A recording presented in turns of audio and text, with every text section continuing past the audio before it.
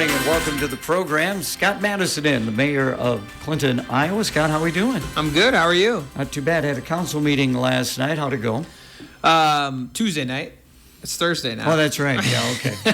That's right. I lose track too. Yeah. Actually, the Tuesday night meeting was it was pretty calm in the sense that there wasn't a whole lot of things on there. Just a couple things. We did have our review for the city administrator that evening. So usually the council meeting is a little lighter on those nights because that closed session can take some time. I think we took about an hour and a half or so. So obviously it's important to give him feedback and on how he's doing and all that good stuff. And so how much can you tell us about that closed session? I can't tell you anything. Not a thing. No, it's a personnel thing. But okay. It's public record that that's what we did. We right. went into closed session for that, which is legal by the state of Iowa to do a personnel review. But yeah, I mean he's still here, yes. So it went well, right? Yeah, that's right. And he's been here for a while. How long has Matt been here? I think this is. He's working on 7 years, 6.5. I think he's been here, or somewhere in that range, close to 7. Mm-hmm. So yeah, he's doing a good job, and he took some vacation, so he's gone for a little bit to kind of relax and recharge and come back ready to roll. Because the end of the year here starts those capital improvement plannings and budget discussions and all that kind of stuff kicks up. So nice for him to get a little recharge before he gets heavy into that stuff. So every city council meeting is important, but I would imagine various times of the year, depending upon what is happening in the city, a council meeting does kind of change a little bit. It's yeah. Some meetings they can get like Tuesday was more of a we paid some bills, we did some stuff we had to do, and that was it. There wasn't a lot of new things or controversial things or whatever you want to say. So it was pretty calm. Other meetings, with budget discussions and things like that, they get a little more intense. If there's controversial topics, that can get intense. So last Tuesday, the council set the public hearing for the YWCA supportive housing project that requires a rezoning. August 22nd is when that public hearing will be. That's a meeting that's going to probably get a little more intense just because there is people on both sides. There's people that support it. There's people that are in opposition of it. So not saying that's a negative thing. That's obviously positive because people are paying attention and they're getting involved, which is good. But that meeting will be a little different dynamic than the one we had the other night, And that's one of your talking points. We'll get to that a little bit later on. We appreciate you always bringing this for me. Yeah. So we're going to be naming a street. Yeah. So the Neighborhood Improvement Committee started this honorary street name program, and there's a submittal form that you put in there. There's some requirements that you have to meet in order to qualify to be that. Like Julie Alasey has Alasey Way, and there's a couple other ones over there. We got a couple applications, and they chose Todd Stone. So there'll be an honorary street name over. Coincidentally, kind of right where he passed away on the line of duty on Liberty Avenue there. So, and that was in the 90s, I believe, is when it was. I remember being pretty young when it happened. So, I think it's well deserved and probably should have been done a long time ago because it's important to kind of pay homage and remember those folks that fought for our community. I mean, just like we would with someone that was in a war or anything like that, he fought for our community in his career and lost his life, and it's important to make sure we don't lose that history and make sure everybody remembers him. Okay, now when will that take place, or has it already? Nope. It just got approved the other day, so the Neighborhood Improvement Committee will set up a time. We'll have to get the sign made and all that kind of stuff. They don't do it until obviously it's approved, using that and unanimous approval, and then they'll set up. There'll be a public announcement that goes out when they're going to do kind of the dedication thing, and we'll invite the families and things like that and everything, just like we've done for the other ones. So very good. Up next on the talking points, bathroom at the bus stop. Yeah, the council 2 meetings ago approved a rest area for the bus drivers for the MTA, and then also it'll be a temperature-controlled, air-conditioned, heated bus stop down on 6th Avenue. It was approved 6-1. I understand the need for this project. I did not sign it. I didn't veto it, but I didn't sign it because I'm not super in support of this project. I understand there is a need for our bus drivers to have a place to, use the restroom when they need to, but it's, we've never really had that. We thought there were some other options. I thought there were some other options that we could have explored on that, but that's coming in down there. So if people see construction and things, that's what's happening. So there's that parking lot area right there at 6th Avenue South and 2nd Street. It's going to take some spots away from that. It'll be designed down there, but it'll be a little break area. And then, like I said, that temperature controlled bus stop area, which I think could cause some other issues down there. If there's, in the middle of winter, if there's a heated bus stop area that you can go into, you can just imagine what that will do. Not my favorite project, but something that council approved over the last couple, 2 meetings ago, I think it was. So okay. Tailgate and Tall Boys. Yeah, I just wanted to let people know that the final numbers will be out the end of the month, August 22nd. I plan to have Josh Eggers and I, Parks Director, will have a little presentation just to kind of talk about the final numbers. Not hiding anything like some people on Facebook think. It's not what it is. I've actually still been receiving invoices, and I'm trying to finalize everything. And we just got another invoice the other day. It was minimal. It wasn't very much money, but we've had a couple that have come in. So we're just trying to ensure that everything is done and over with as far as the invoicing side before we kind of move on. So I think from what we've gathered, the last one is paid and good, so we can finalize this and have it ready for that meeting so we can talk about that. And then we can steer towards 2024 because we'll have some announcements coming soon about that as well. So I do have Josh Eggers coming in on the program on the 24th. I know he's going to be talking about the Bacon and Brew Fest that'll be coming up in September. Yeah. But maybe get a little more information on that because this was the first of a 3-year commitment for Tailgate and Tall Boys. Now, how much communication do you have yet with the organizers of this? Every day. It never stopped. Really? Yep. Every day. Josh and I were actually texting with Billy, who's the talent guy, last night because we were talking about offers that we have out and lineup and, this, that. What's the community going to say about this person, that person? We have 2 options here. What do you think we should do kind of thing? So the communication has never stopped with any of them.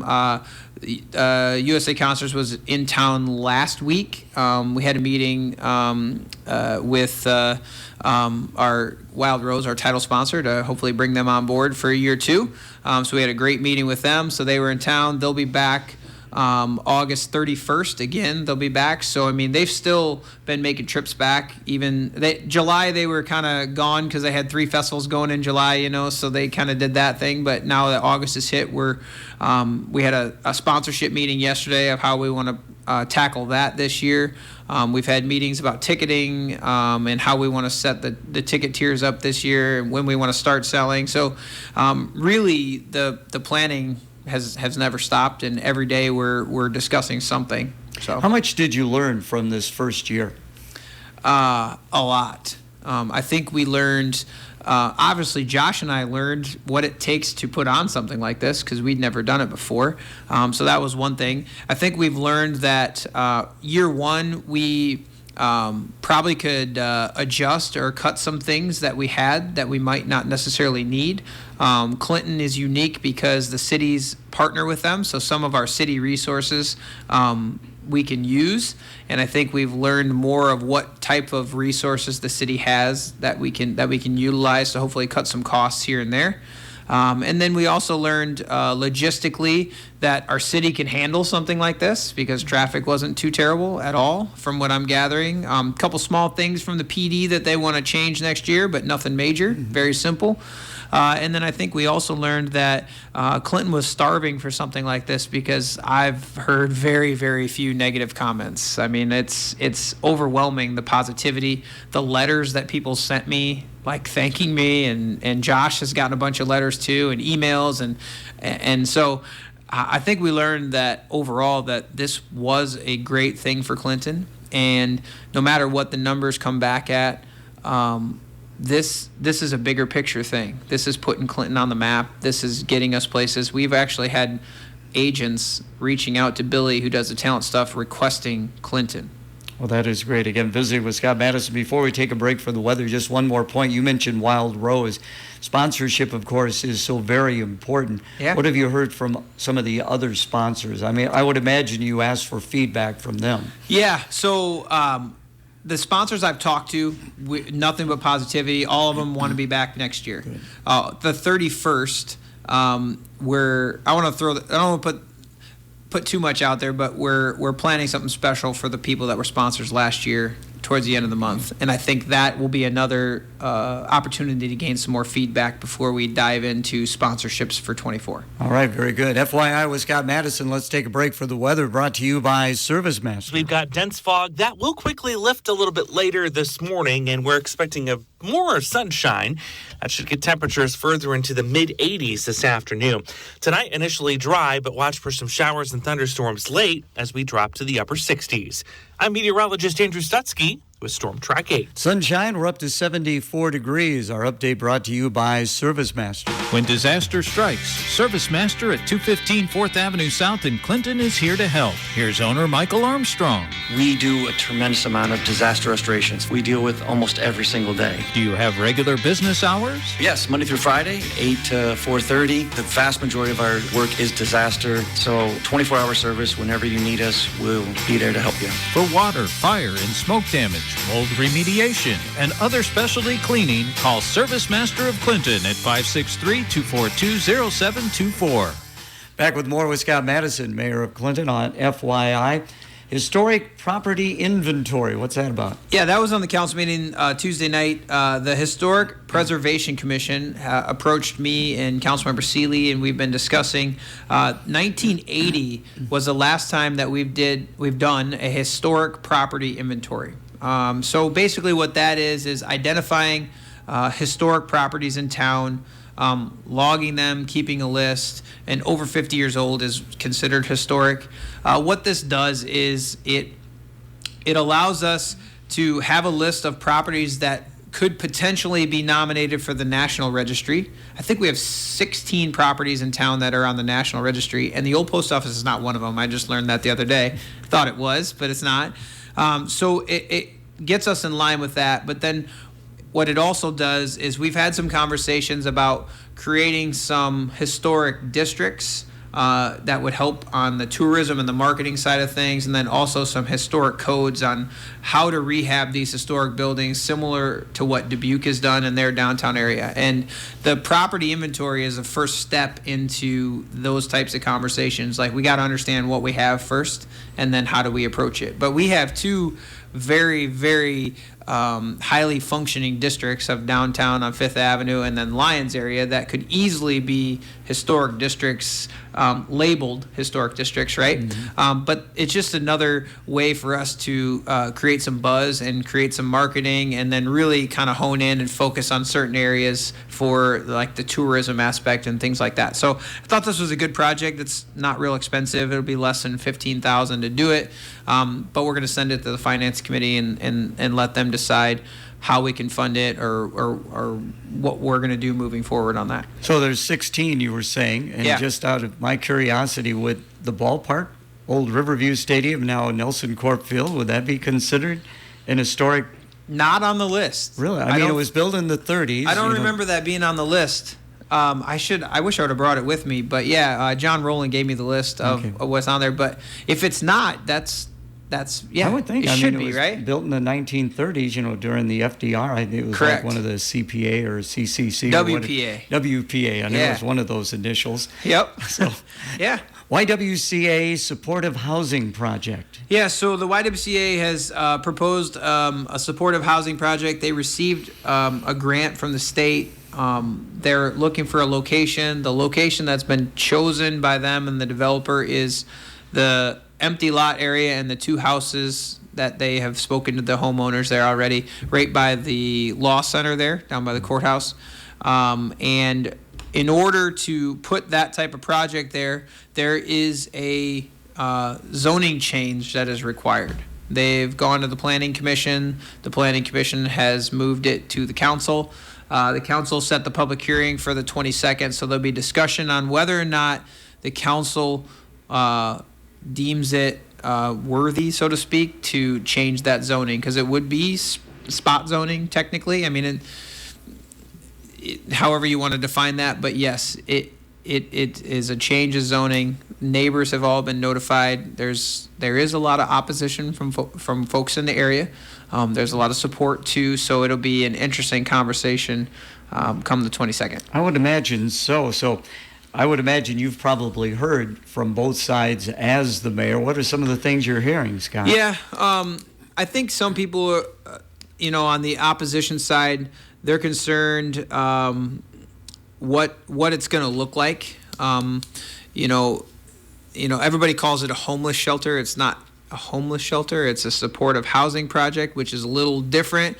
These are folks that kind of just need some help to get back to on their feet. It's not a temporary thing like, stand in line, you get a room for the night or a cot or whatever. It's not that. It's more of a long-term help get yourself back.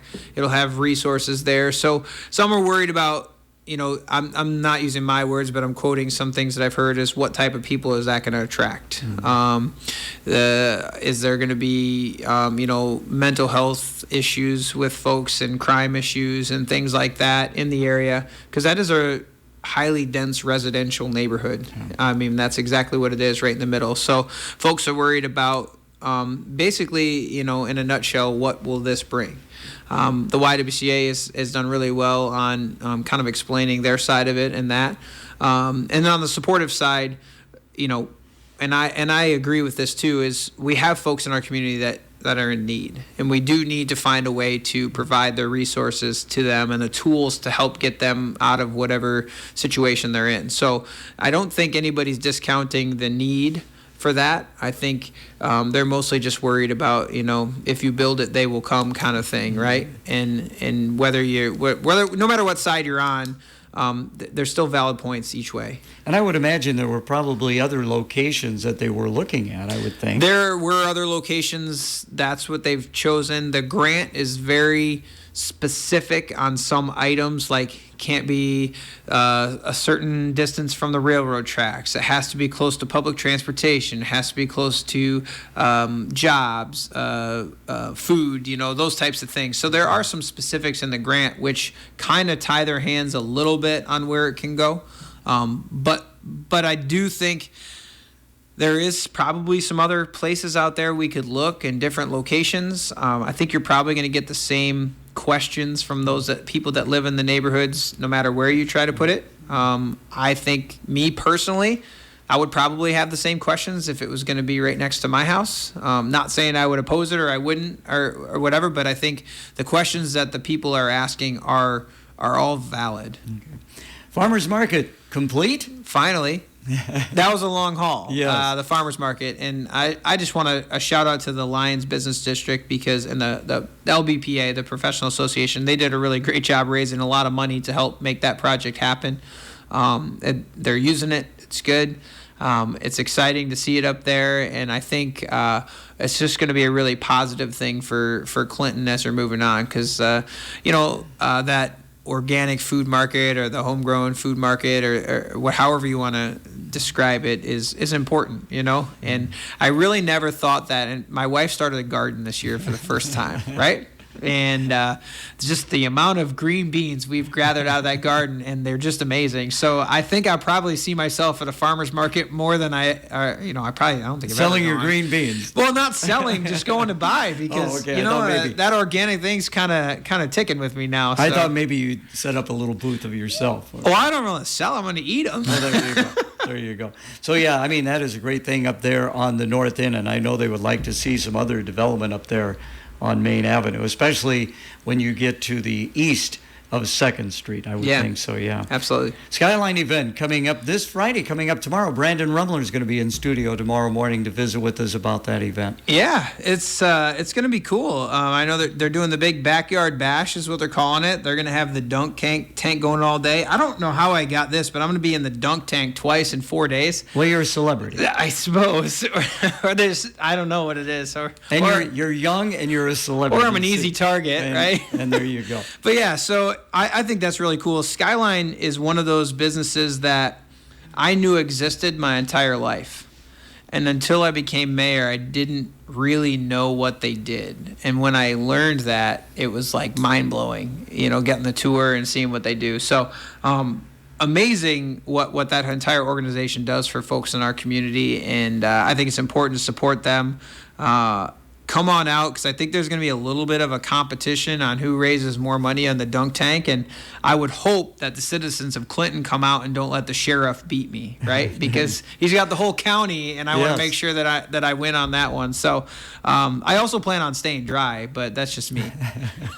So, of course, that's going to be out on Manufacturing Drive, Yep. where their production facility is. But they also have, like, their main offices up the old Schick Hospital area. Yep, up there. Yeah, I'm looking forward to talking to Brandon and find out a little bit more myself. Yeah, I used to about live Skyline. I used to live across the street from Brandon, by the way, too. So you can, we're old neighbors, which is nice. And then Clinton Night Out coming up on August 15th. Yep. Tuesday, August 15th is Clinton Night Out. The PD puts that on. Corporal Haskell is the mastermind behind that, and boy, does he do a wonderful job. Last year, I don't remember how many people were estimated there, but I think it was like 3,000 or 4,000 people were there last time. They're going to have a bunch of different events going on. You can, go sit in a fire truck or a squad car or something like that. They're going to have a lot of things as far as booths and service organizations and giveaways and a lot of things out there. So it's really just kind of a showcase Clinton, get welcome back to school, and just kind of get everybody together for a positive reason. And I think that's important to support that night as well. Okay, what time's everything get underway on that? Do you know? No, I didn't. I couldn't find the flyer as I was looking for it. Okay. But I think it's somewhere around the 5 o'clock time frame to get going. But yeah. As always, appreciate you coming in and visiting with us once a month. So before we let you go, anything you want to say to the citizenship out there? I think the last thing I want to say is it's an election year. There's some council seats, and the mayor's seat is open coming up here. So if you're interested in getting involved in city government, August 25th is when the application opens. You can get your applications from the city clerk. There's signatures required from citizens depending on which race you're going to get into. And then they're due by, I think, September 15th, right in that area. But there's 2 at-large seats, Ward 2, Ward 4, and then myself. So there'll be five elections on the ballot this year. Okay, can you throw out there that you're going to be running for re-election yet, or no? I mean, I probably could, okay, but, all right. we'll see. You expect opposition at all? I guess I don't know. Yeah. I mean, I haven't really heard anything, but no, I guess I can announce it officially here on KROS. I do plan on running, so I will put my name in. I'm having a good time doing this. All right, very good. So we will talk to you again on September 14th. We'll see you then. Yeah. Thank you so much.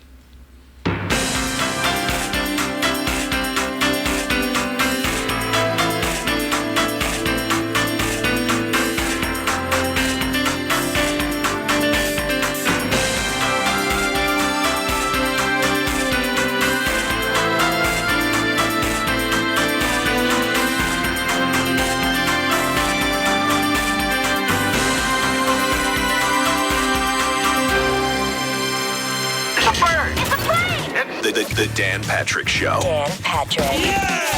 But Aaron Rodgers said that Sean Payton's comments about Nathaniel Hackett were very surprising and out of character for a coach to do that to another coach. Thought it was way out of line, inappropriate, and I think he needs to keep my coach's names out of his mouth. Okay. And yes, they do get to play during the regular season. Yay, week 5. Broncos, Jets. If Nathaniel Hackett was just his former coach and not his current offensive coordinator, does he say anything? Well, I don't know if he says it with the same tone. It was almost a Will Smith moment with Chris Rock at the Academy Awards. That was the feeling I got. Like, was he going to come up there and smack Sean Payton on the sidelines? Week 5? The NFL has to love it. The Dan Patrick Show.